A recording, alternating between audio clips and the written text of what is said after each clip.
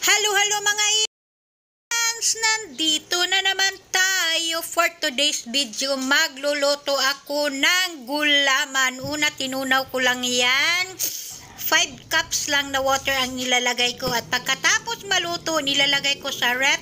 At ito na ang kanyang resulta. Medyo nagahi-gahi na siya. At yan, ano ko lang yan, cubes. Ang flavor yan ay pandan. Yung isa ay pomelo. Ang pomelo ang masarap. Yung pandan nilalagyan ko ng konting raisin.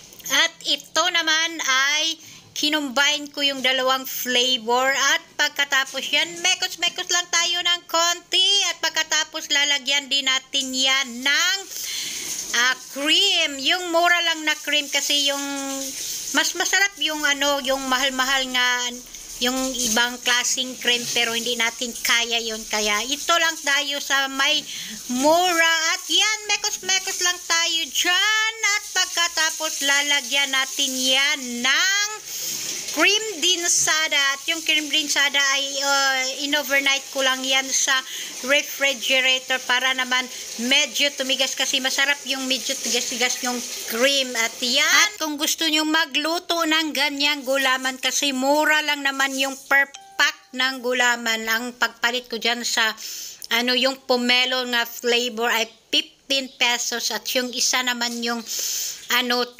pesos yung may green. Kaya konti lang naman. Yung iba namang mga ingredients mayroon naman din sa amin.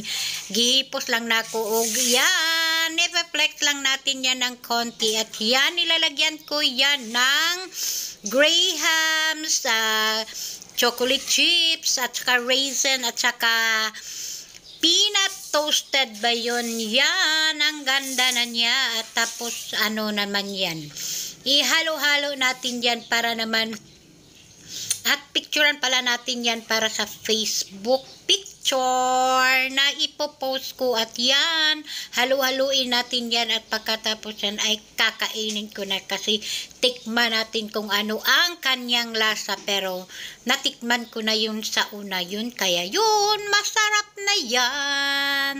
At yan, konti na lang ang natira kasi yung iba kinain ko na yun. Pero naglalagay din ako ng yan, clover clips sa ibabaw. Yun lang. Thank you so much for watching and follow for more. Bye-bye!